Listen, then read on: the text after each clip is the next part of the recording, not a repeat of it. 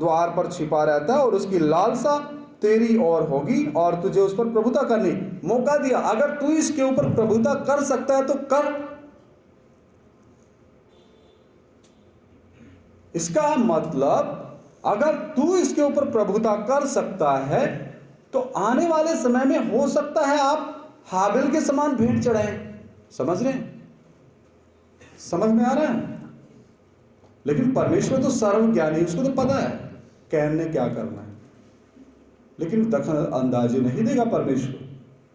इस कलीसिया में सच्चे उपदेश के प्रकटीकरण के बाद भी, प्रकट होने के बाद भी परमेश्वर को पता है कितने इसको खाएंगे, कितने हजम करेंगे, कितने अपने जीवन में लागू करेंगे, कितने इसको समझेंगे, कितने प्रार्थना में बैठ के सोएंगे, कितने गेट से बाहर निकलते ही शैतान उनके मनों से उन वचनों को चुरा ले जाएगा, कितने इस वचन की रखवाली करेंगे, कितने इस विश्वास की रखवाली करेंगे, कितने इस कीमती विश्वास की रखवाली करेंगे, कितने इस कीमती उपदेश की रखवाली करेंगे, परमेश्वर जानता है।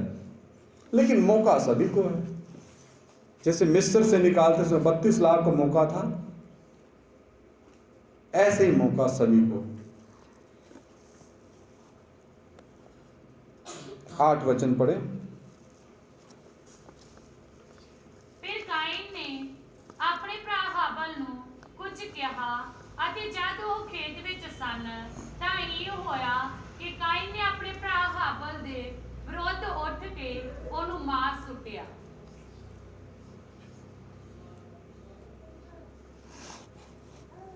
यहां लिखा कुछ कहा, क्या कहा स्पष्ट नहीं लिखा, लेकिन उसके इरादे तो बता रहे हैं ना कि क्या कहा होगा।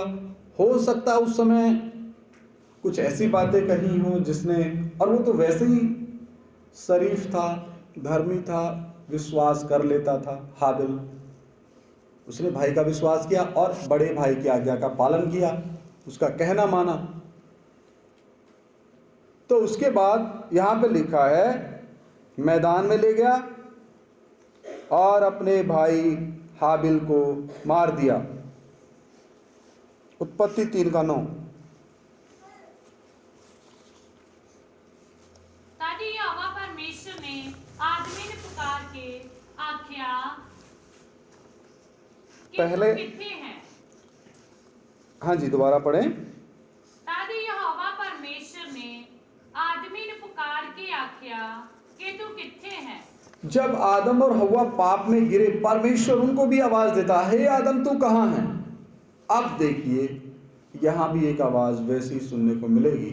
उत्पत्ति 4:9। तां यहोवा ने काइन ਨੂੰ आख्या तेरा भरा हाबिल किथे है और उसने आख्या मैं नहीं जानदा भला मैं अपने भरा दा राखा हां। तब यहोवा ने कैन से पूछा। अब सर्वज्ञानी परमेश्वर को किसी से कुछ पूछने की आवश्यकता नहीं है, लेकिन वो चाहता है ये मनुष्य खुद अपने मन से बोले, अपनी गलतियों का अंगीकार करे, खुद विश्वास करे, पश्चाताप करे, माफी मांगे। यहां तब यहोवा ने कैन से पूछा तेरा भाई हाबिल कहां है। उसने कहा मालूम नहीं, क्या मैं अपने भाई का रखवाला हूं। अब ये पापी तो पहले ही था, क्रोधित भी हो गया था, उदासी से भरा था, बदले की भावना थी, योजनाएं बन चुकी थी, अपने भाई को मैदान में बुलाया और उसको घात किया। और जब इसका कर्ता परमेश्वर कैन से पूछता है तेरा भाई कहां है, उल्टा जवाब, उल्टी जुबान लड़ाता। तो कैन की आदतें क्या हमारे जीवन में काम तो नहीं करे, ध्यान देना है। जब आपसे कलीसिया में जो प्रभु ने दास ठहराए हैं आपसे सवाल जवाब करते हैं, पूछते हैं हे बहन हे भाई तुम कहां थे। हम तो सर्वज्ञानी नहीं ना प्रभु के दास, इसलिए हम पूछते हैं। जो सर्वज्ञानी है वो भी पूछता है ताकि मनुष्य खुद बोले। तो आप कैन के समान जुबान लड़ाएंगे या अपने होठों को चुप रखेंगे और अपनी गलतियों का अंगीकार करेंगे, यह आपके ऊपर निर्भर करता है। यह आप सभी का फैसला है। माता जी जाग जाओ, कल रात भी सो रहे थे, जाग जाओ। आप हाथ जोड़ के विनती है, सुन लो, कुछ मुंह धो के आ जाओ, जाइए मुंह धो लो, कोई इसमें शर्म की बात नहीं है। आप ही को बोल रहा हूँ, नीली शोल वाली माता जी, आप मुंह धो के आ जाओ।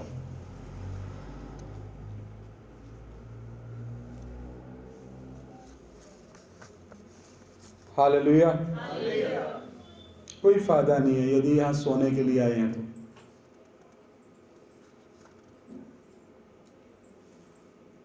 4 का 10 11 पढ़े उत्पत्ति।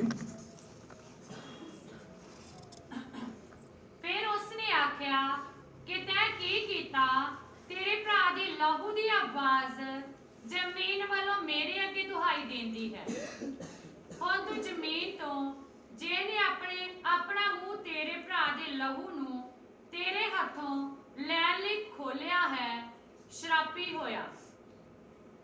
उसने यानी परमेश्वर ने कहा, तूने क्या किया है? तेरे भाई का लहू भूमि से मेरी ओर चिल्लाकर मेरी दुहाई दे रहा है। क्योंकि लहू में हमारा क्या है? जीवन है। वचन कहता है लहू में। प्रभु की मर्जी हुई तो लहू का एक विषय तैयार कर रहा हूं। वो 90 से ज्यादा विषय हैं, छोटे छोटे। कितने? 90 विषय से ज्यादा हैं। वो पहले मैं इंग्लिश में तैयार कर रहा हूँ, फिर हिंदी में करके आने वाले समय में पूरा पवित्र शास्त्र लहू के बारे में क्या कहता है वो भी हम सीखेंगे। तो लहू, हाबिल का निर्दोष लहू जो उसी के बड़े भाई ने बहाया, वो दुहाई दे रहा, प्रभु मेरा क्या कसूर था, मेरी क्या गलती थी, मेरे ही भाई ने मुझे क्यों मारा? ऐसा लिखा नहीं है, लेकिन वो दुहाई तो जरूर इसी रीति से दे रहा होगा। मैंने क्या गलती की? मैं तो अपने पिता का आज्ञाकार था, उसकी भेड़ और बकरियों की रखवाली करता था, जिम्मेदारी को जिम्मेदारी समझता था। हालेलुया। इसलिए अब भूमि जिसने तेरे भाई का लहू तेरे हाथ से पीने के लिए अपना मुंह खोला है, उसकी ओर से तू शापित है। अब ध्यान दे, जो पिछली क्लास में हमने सीखा था, हे आदम तूने अपनी पत्नी की बात सुनी, इसलिए ये पृथ्वी तेरे कारण श्रापित है। उस पृथ्वी को जो श्राप मिला आदम के द्वारा, उसी श्रापित पृथ्वी ने हाबिल का लहू पीने के लिए अपना मुंह खोला, और उसी फिर पृथ्वी ने कैन को श्रापित किया। हालेलुया। पढ़ लो उत्पत्ति 4 का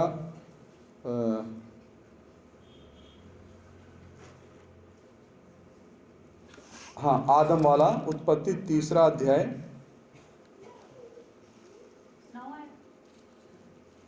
उत्पत्ति 3 अध्याय और 17 वचन। फिर उसने आदमी नूं आख्या कि इस लई कि तू अपनी तीवी दी गल सुनी अते उस बिरछ तो खादा जिस दे विखे मैं तेनू हुक्म दिता सी, पाई उस तो ना खाई, सो जमीन तेरे कारण श्रापित होई। तू अपने जीवन दे सारे दिन उस तो दुख नाल खावेंगा। पत्नी की बात सुनी। पत्नी की बात तो पहले भी सुनता होगा, नहीं, लेकिन उस पत्नी की बात सुनी जिस पत्नी ने अपने पति से बिना पूछे उस पेड़ के पास गई, शैतान के बहकावे में आई, और पहले पत्नी ने खुद खाया, अपने पति को कुछ नहीं समझा। और जब पहले उसने खा लिया तो वो तो शैतान के हाथ में चली गई। फिर उस पत्नी की बात आदम ने सुनी। पढ़ लो उत्पत्ति 3 अध्याय 18 वचन। वेट कीजिएगा। उत्पत्ति 3:7, 6 और 7 पढ़ें। ਜਾਂ ਤੀਵੀ ਨੇ ਵੇਖਿਆ ਕਿ ਉਹ ਬਿਰਛ ਖਾਣ ਲਈ ਚੰਗਾ ਹੈ ਅਤੇ ਅੱਖੀਆਂ ਨੂੰ ਭਾਉਂਦਾ ਹੈ ਅਤੇ ਉਹ ਬਿਰਛ ਬੁੱਧ ਦੇਣ ਲਈ ਲੋੜੀਦਾ ਹੈ, ਤਾਂ ਉਸ ਨੇ ਉਹਦੇ ਫਲ ਤੋਂ ਲਿਆ ਤੇ ਆਪ ਖਾਧਾ, ਨਾਲੇ ਆਪਣੇ ਪਤੀ ਨੂੰ ਵੀ ਦਿੱਤਾ ਅਤੇ ਉਹਨੇ ਖਾਧਾ। बस, पहले आप खाया, पति को भी दिया। यहाँ पर परमेश्वर का वो वचन कहता है कि तूने अपनी पत्नी की बात सुनी, उस पत्नी की जिसने पहले आज्ञा तोड़ा। हे आदम, तुझे तो मौका था, तू तो बच सकता था। समझ में आ रहे हैं? सभी को समझ में आ रहा है? पहले भी बात सुनता होगा पत्नी, लेकिन एक गिरी हुई पत्नी, पाप में गिरी हुई, परमेश्वर की महिमा को खोई हुई, परमेश्वर का स्वरूप और समानता खोई हुई पत्नी की बात सुनी, शैतान की गिरफ्त में आई हुई पत्नी की बात सुनी। तू तो गिरफ्त में नहीं आया था उस समय तक, लेकिन यहां वचन कहता है तब उसने यानी हव्वा ने उसमें से तोड़कर खाया और अपने पति को भी दिया। और यहां पे आदम ने ये पूछा, तू कहां से लाई, क्यों तोड़ा, क्यों खाया, मुझसे क्यों नहीं पूछा? ऐसा लिखा है।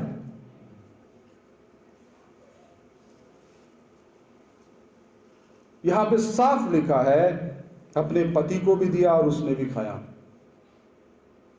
उसके कारण ये भूमि श्रापित हुई। हालेलुया। वापिस उत्पत्ति 4:12 वचन पढ़ें। ਜਾਂ ਤੂੰ ਜ਼ਮੀਨ ਦੀ ਵਾਹੀ ਕਰੇਗਾ ਤਾਂ ਉਹ ਤੇਰੇ ਲਈ ਆਪਣੀ ਪੂਰੀ ਫਸਲ ਨਹੀਂ ਦੇਵੇਗੀ, ਤੂੰ ਧਰਤੀ ਉੱਤੇ ਭੰਗੌੜਾ ਅਤੇ ਭੌਂਦੂ ਹੋਵੇਗਾ। चाहे तू भूमि पर खेती करे तो भी उसकी पूरी उपज फिर तुझे ना मिलेगी और तू पृथ्वी पर भटकने वाला और भगोड़ा होगा। यहाँ फिर भूमि को श्राप मिला जो उत्पत्ति 3 अध्याय में मिला था। उत्पत्ति 3:18 भी पढ़े।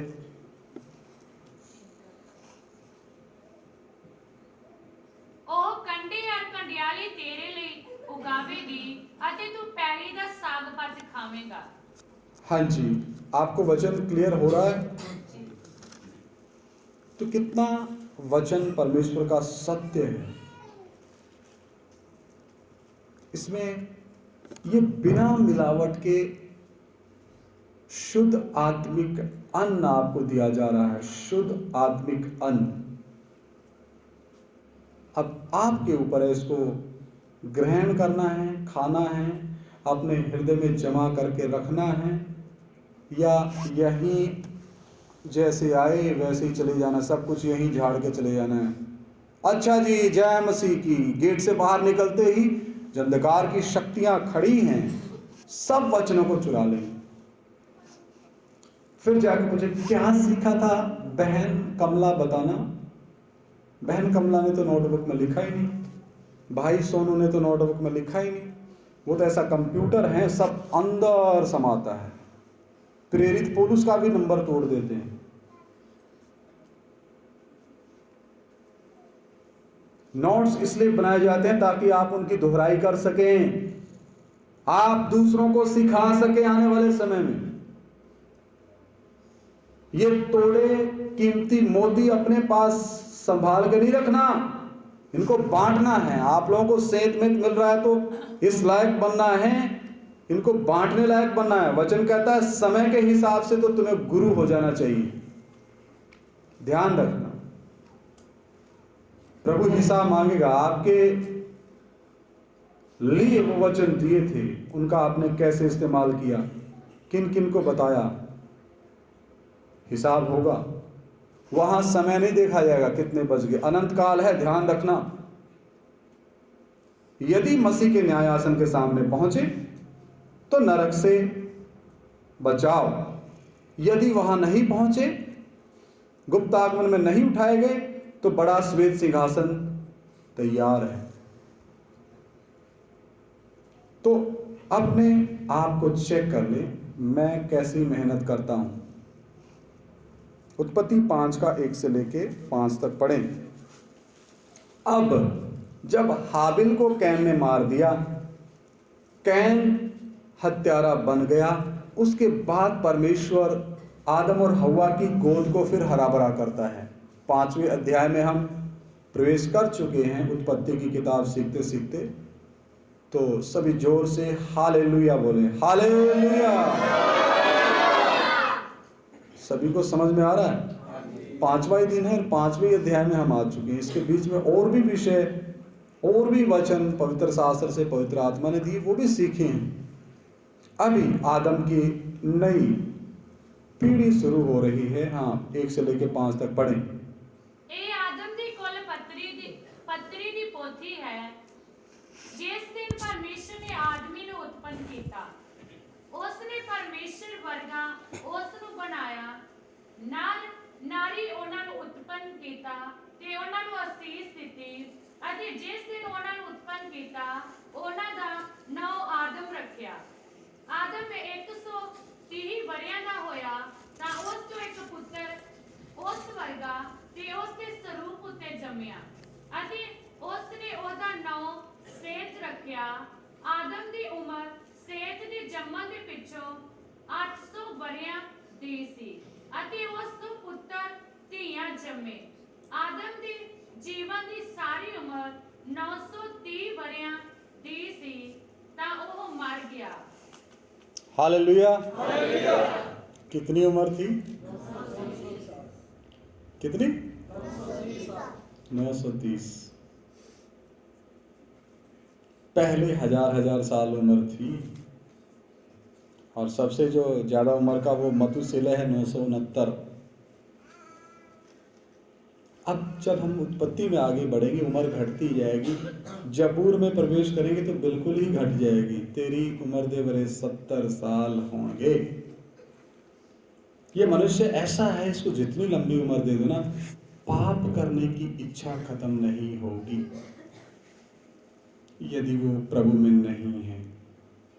और प्रभु में होने के बाद भी पुराना मनुष्य सिर उठाने की कोशिश करता है। हालेलुया। सभी को समझ में आ रहा है? मेरी तरफ ध्यान रखें कृपया करके, सब ध्यान इधर रखें। इतनी बुरी शक्ल तो है नहीं, थोड़ी देर देख लो। पौलुस कहता थोड़े मुझे बर्दाश्त कर लो। मुझे 10 बजे बुलाया था, मैं कुछ कारणों की वजह से 10:30 तक आया, तो 12 बजे शुरू हुई क्लास। इसमें मेरी क्या गलती? तो अब छोड़ूंगा तभी जब वचन पूरा होगा। हालेलुया। तो यहां पर परमेश्वर ने आदम और हव्वा की गोद को फिर हरा भरा किया और उनको क्या दिया? पुत्र दिया। जब आदम 130 वर्ष का हुआ, तब उसके द्वारा, किसके द्वारा? आदम के द्वारा, उसकी समानता में। किसकी समानता में? आदम की समानता में, परमेश्वर की नहीं, आदम की समानता में उसी के स्वरूप के अनुसार एक पुत्र उत्पन्न हुआ। तो आदम उस समय क्या था? पापी। आदम का स्वरूप था पापी। आदम के स्वरूप, आदम की समानता के अनुसार एक पुत्र उत्पन्न हुआ, उसका नाम रखा शेत। और शेत के जन्म के पश्चात वचन कहता 800 वर्ष वो जीवित रहा। 930 वर्ष का होकर आदम अपनी दौड़ को पूरा करके सो गया। कहां? अब्राहम की गोद में। आगे हम देखते हैं हनोक के बारे में, उत्पत्ति 5 का 21 से 24। आदम की कहानी यहां पर समाप्त हुई। अब आगे आदम वंशियों की कहानी शुरू हो रही है। अब हनोक के जीवन के बारे में जब आप देखेंगे, कितना समर्पण वाला उसका जीवन है। हनोक का। आइए पढ़ें। ਹਨੋਕ 65 ਵਰਿਆਂ ਦਾ ਸੀ ਤਾਂ ਉਸ ਤੋਂ ਮਥੂਸਲਾਹ ਜੰਮਿਆ। 21 से 24 तक पढ़ें सिस्टर जी। ਹਨੋਕ 62 ਵਰਿਆਂ ਦਾ ਸੀ ਤਾਂ ਉਸ ਤੋਂ ਮਥੂਸਲਾਹ ਜੰਮਿਆ। 65 लिखा है, 65 हिंदी में। जब हनोक 65 वर्ष का हुआ, इसमें ठीक करें, पंजाबी में 65 बोलते हैं, 65 ਵਰਿਆਂ ਦਾ। 8 और 5 हाँ 65 ਵਰਿਆਂ ਦਾ 65 ठीक है, 65। हाँ ठीक पढ़ें। ਹਨੋਕ 65 ਵਰਿਆਂ ਦਾ ਸੀ ਤਾਂ ਉਸ ਤੋਂ ਮਥੂਸਲਾਹ ਜੰਮਿਆ ਅਤੇ ਮਥੂਸਲਾਹ ਦੇ ਜੰਮਣ ਦੇ ਪਿੱਛੋਂ ਹਨੋਕ 300 ਵਰਿਆਂ ਤੱਕ ਪਰਮੇਸ਼ਰ ਦੇ ਸੰਗ ਚੱਲਦਾ ਰਿਹਾ ਅਤੇ ਉਸ ਤੋਂ ਪੁੱਤਰ ਧੀਆਂ ਜੰਮੇ। ਹਨੋਕ ਦੀ ਸਾਰੀ ਉਮਰ 365 ਵਰਿਆਂ ਦੀ ਸੀ। ਹਨੋਕ ਪਰਮੇਸ਼ਰ ਦੇ ਸੰਗ ਚੱਲਦਾ ਚੱਲਦਾ ਅਲੋਪ ਹੋ ਗਿਆ ਕਿਉਂ ਜੋ ਪਰਮੇਸ਼ਰ ਨੇ ਉਸ ਨੂੰ ਲੈ ਲਿਆ। यहाँ पर 65 वर्ष की उम्र में परमेश्वर के साथ चलना शुरू किया। किसने? हनोक ने। 300 साल वो परमेश्वर के साथ चला। ना उसके पास पवित्र आत्मा था, ना सिखाने के लिए कोई दास थे, अगुवे थे, ना ऐसे बैठकर सीखने के लिए कोई प्रबंध था। वो विश्वास से चलता था।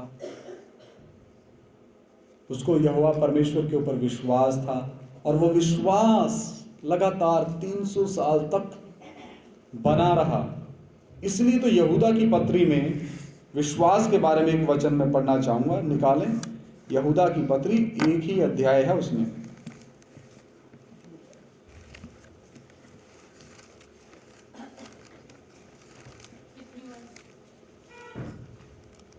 वेट किया करो सिस्टर, 1 मिनट, 3 वचन पढ़ें। ਪਿਆਰਿਓ, ਜਦੋਂ ਸਾਡੀ ਸਾਂਝ ਮੁਕਤੀ ਦੇ ਵਿਖੇ ਮੈਂ ਤੁਹਾਨੂੰ ਲਿਖਣ ਦੀ ਬਹੁਤ ਚਾਹ ਕਰਦਾ ਸਾਂ ਤਾਂ ਮੈਂ ਤੁਹਾਨੂੰ ਲਿਖ ਕੇ ਤਾਕੀਦ ਕਰਨੀ ਜ਼ਰੂਰੀ ਜਾਣੀ ਭਾਈ ਤੁਸੀਂ ਉਸ ਨੇਚਾ ਦੇ ਲਈ ਜਿਹੜੀ ਇੱਕੋ ਹੀ ਵਾਰ ਸੰਤਾਂ ਨੂੰ ਸੌਂਪੀ ਗਈ ਸੀ ਯਤਨ ਕਰੋ। मैं सिर्फ वो भाग पढ़ना चाह रहा हूं जो इससे संबंध रखता है। उस विश्वास के लिए पूरा यत्न करो जो पवित्र लोगों को एक ही बार सौंपा गया था। कितनी बार विश्वास सौंपा जाता है? ਇੱਕ ਵਾਰ तो अगर आपको एक बार विश्वास सौंपा है तो उसकी रखवाली पूरे यत्न से करनी है। और यहाँ पर हनोक पूरे विश्वास के साथ 300 साल परमेश्वर के साथ चला। कितना धन्य उसका विश्वास था। हालेलुया। तो वो तो पुराने नियम की कलीसिया थी, तो नए नियम की कलीसिया का विश्वास तो उससे भी उत्तम दर्जे का होना चाहिए। होना चाहिए, नहीं होना चाहिए? और विश्वास कैसे आएगा? रोमियो की पत्री 10 का 17 वचन। विश्वास कैसे आएगा? रोमियो 10 का 17, उसमें लिखा है विश्वास सुनने से और सुनना मसीह के वचन से।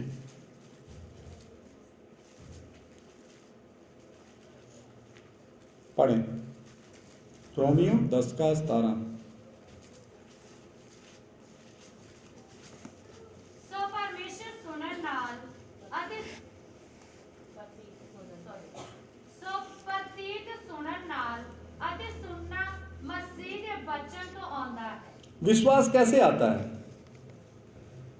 कथा कहानियां सुनने से नहीं आता, जगरातों में जाने से नहीं आता। दुष्ट शक्ति जरूर आती है वहां जाने से।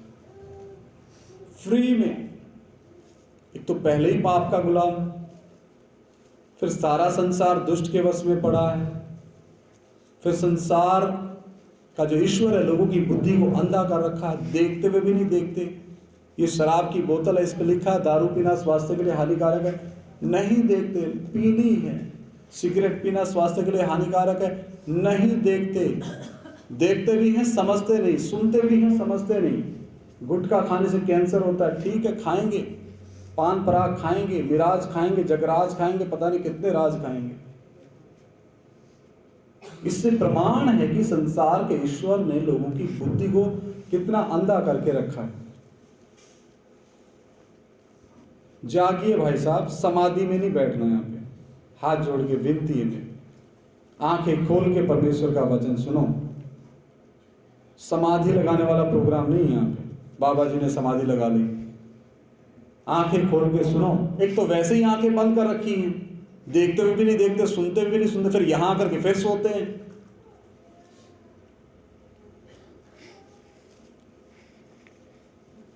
आइए कुलुस्सियों की पत्री 2:6-7 भी पढ़ेंगे।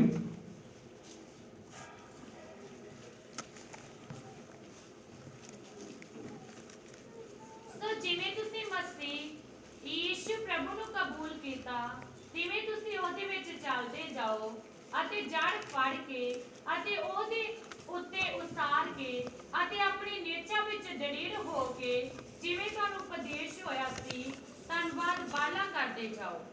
अतः जैसे तुमने मसीह यीशु को प्रभु करके ग्रहण कर लिया। कितनों ने प्रभु करके ग्रहण किया? हाथ खड़ा करें, पूरा हाथ खड़ा करें ना। मैं तो दोनों करूंगा, पूरी भीड़ में करूंगा, मोदी के सामने करूंगा, भारतवर्ष के नेताओं के सामने करूंगा, विश्व के नेताओं के सामने करूंगा, सबके सामने करूंगा। और यही अपने विश्वास का प्रकटीकरण है, इसमें शर्म नहीं आनी चाहिए।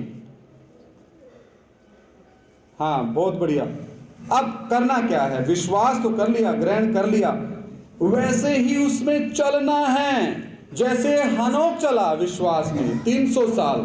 हमें तो 300 साल चलना नहीं है, 70 साल हमें दी गई है परमेश्वर की तरफ से।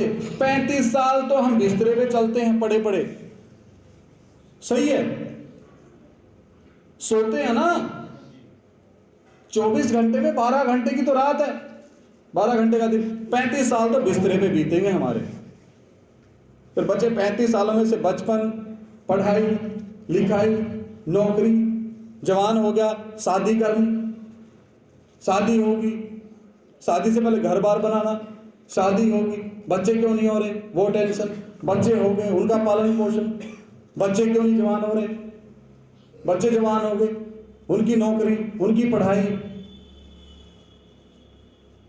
उनको सेटल करना है, तब तक खुद सेटल हो जाता है ना।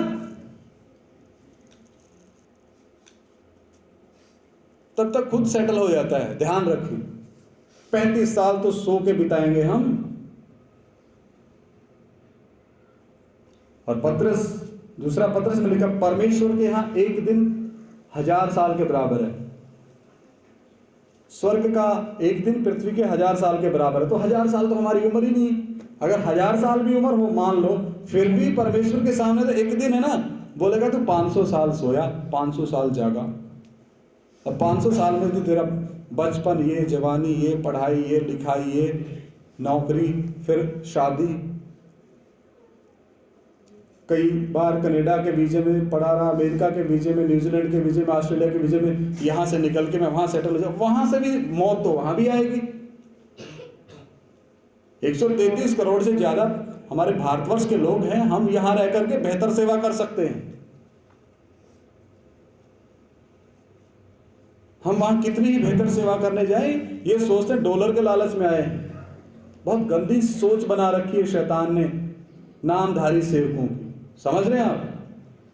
133 करोड़ से ज्यादा आबादी हमारे भारतवर्ष की, और भारतवर्ष का नाम परमेश्वर के वचन में आया है, एस्तर की किताब में आया है, हिंदुस्तान नाम आया है। परमेश्वर इस देश से प्रेम करता है। वो प्रेम प्रकट करके हम सब ने देना है। हालेलुया, हम सब ने देना। ये हमारा, मेरा ही कर्तव्य नहीं है, सबका कर्तव्य है उस प्रेम को प्रकट करके देना। जब कोई नई आत्मा इसमें आती, उसको प्रेम प्रकट करके दीजिए, उसको अनुशासन दिखाइए, उसकी सेवा कीजिए, उसको किसी चीज की कमी नहीं लगनी चाहिए। ये दिखावे के लिए नहीं होना चाहिए, ये प्रेम अंदर से प्रकट होना चाहिए। जैसे प्रभु ने क्रूस पे कहा, हे पिता, अपने परमेश्वरता को बोल रहा है, खुद के परमेश्वरता को, दूसरे को नहीं, क्योंकि परमेश्वर ने अपने आप को पिता, पुत्र, पवित्र आत्मा के तौर पे प्रकट करके दिया। अपने दोनों हाथ क्रूस पे रख दिए, ठोको इन हाथों पे, और बोला इनको भी माफ कर, इनको नहीं पता है क्या कर रहे हैं। तो हनोक विश्वास से चला। तो हमने कैसे चलना है? हमें तो